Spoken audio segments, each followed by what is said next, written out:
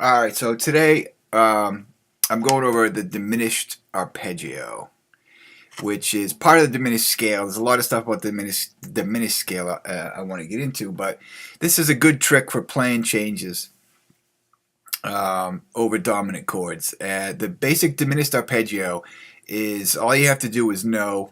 So let's say we're in 2, 5, and C. So we're going to play it over the G7. But the notes of the diminished arpeggio, which I'll write out first, is symmetrical. So it occurs every three frets, every step and a half. We have the diminished. So it's the root is all 4 of the notes. And the way we want to think of it, but let's forget about the theory at first and just deal with how we look at it over a dominant 7 chord, because this helps making changes pretty easy, and it's used over old Charlie Parker type stuff. You see it all the time because, you know, scales, if we're looking at movement and fourths like Donna Lee or in any song like that, it's not usually scales that you're thinking. You're thinking more arpeggios and then tensions and some scale. Well, you know, that I'll get into. But so for the diminished scale, if we're thinking about G7, what it is, we're playing the diminished arpeggio up a half step. That's kind of but we're also playing it. So up a half step would be the flat 9. That's the outside note. And then the other notes, we're also playing it from the 3rd, so B, the 5th, D, and the flat 7 F. So most of it is just arpeggio notes of G7. Basically, it's the arpeggio without the root. Instead of the root, you play the flat 9. So this G7, this G, it's actually considered either. It's all of those are roots. So it's G sharp, B, D, or F diminished arpeggio. But we think of it as G7.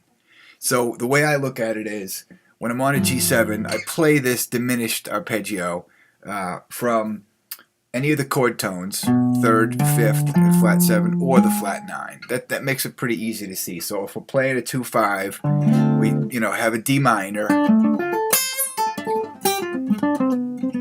and then I just look for any of the chord tones of G. Like I said, there's the B. So let's focus on that B. And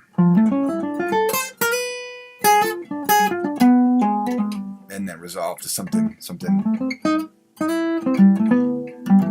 G. There's the G sharp, A flat, right? So we'd play the D minor.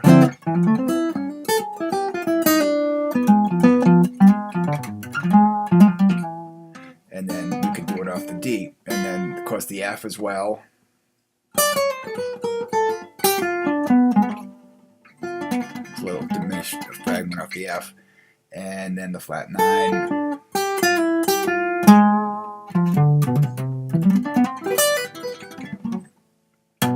That was off the flat 9 of the G, A flat. So you get all those different roots to focus on. It makes it pretty easy. So the first thing you want to do is I'll write out some fingerings. Some of the basic fingerings. 1 is where we start and go up. That'll be 1, 2, put us in that direction. And the idea is we take fragments, then I'll write out the fragments, 3 strings at a time. So the top 3 strings would be this shape. You know, it's movable every 3 frets. And the next 3 strings would be this shape, similar shape. And then we have a kind of extended out shape on the low, and then the final 3 is the same. But we can use those 3 strings at a time to make melodic ideas. So I'll write out some of those. So for example, if we were playing this shape over the G,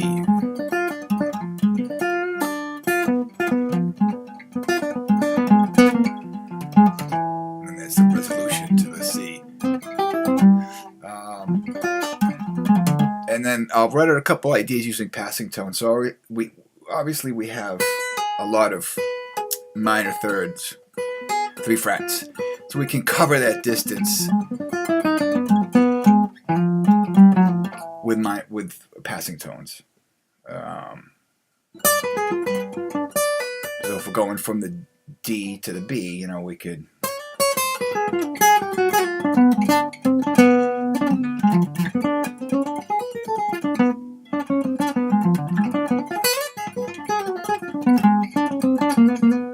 put in some passing tones.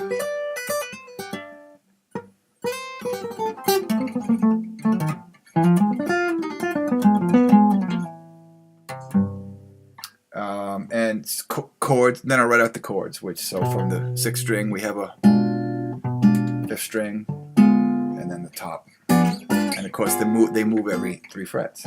So chordally, D, then the G, resolve to C. So that's the basics of this. Isn't the whole diminished scale yet, and there's many things to do with the diminished scale. This is just the diminished arpeggio, the diminished 7 arpeggio, and I look at this as the bright diminished. There's a bright and a dark, and together they form the whole scale, and it's easier to talk about the diminished. When we talk about the full diminished scale, it's easier to break it up into bright and dark. So I call this bright, obviously, because it's a lot of chord tones. It's not dark at all compared to the next one, which makes up the scale. The second one's a little darker. So this is just the basic diminished 7. Technically, it comes from harmonic minor, so G harmonic minor. It's found inside that scale. Off of the 3, off of the B.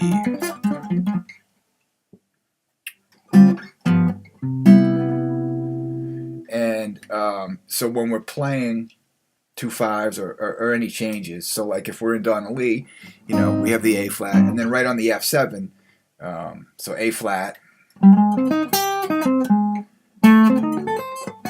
right, and then it goes to B flat, so we could move up to, we'd take it up to the, in this case, it would be up to the D diminished, and then the D flat minor, and then there's one fitting the E flat 7. So you could, you know, play this through all.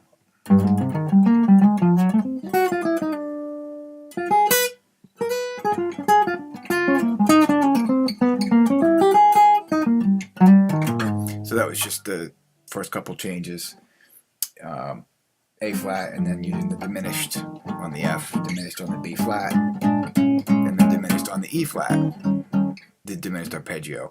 So it's a good way to get the flat 9 chord tones, and you know, a lot of changes is using arpeggios more so than scales. So, you know, it's the A flat arpeggio, and then if you want to do a run, the scale is there, but you kind of, you know, and then so on the F, we focus on the F7 arpeggio, plus some of the tensions around the note, or the diminished. Same with B flat, you know, arpeggio, but if you want scale, you can also grab that too, but B flat minor, that was scale. There's the E flat diminished 7 down to the A flat. So any questions on the diminished 7? It's very useful. It lays out really nicely wherever position you are. You know, going back to D minor.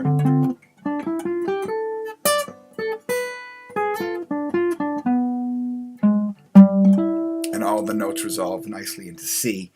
You know, the B, thinking of G7, the B resolves up to C, or stay on B for the major 7. The A flat, you know, if you land on that, resolves right down to the G. and the C chord. The F obviously goes down to the A. That's a nice resolution. And then the B, you could stay on it, or it goes up to the E and the C. And you see this surprisingly a lot when you start working on solos by jazz players, older jazz players, everyone actually. You see these little diminished fragments. Often too with added notes, scale tones or diminished scale tones, but not always just play it straight. But this is a good place to start. It's just to play them straightforward, and then we'll work on adding the rest of the notes in the diminished scale plus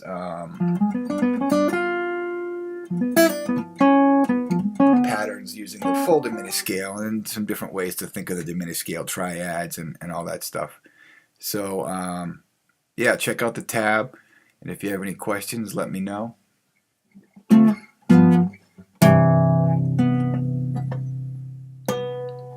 Cool.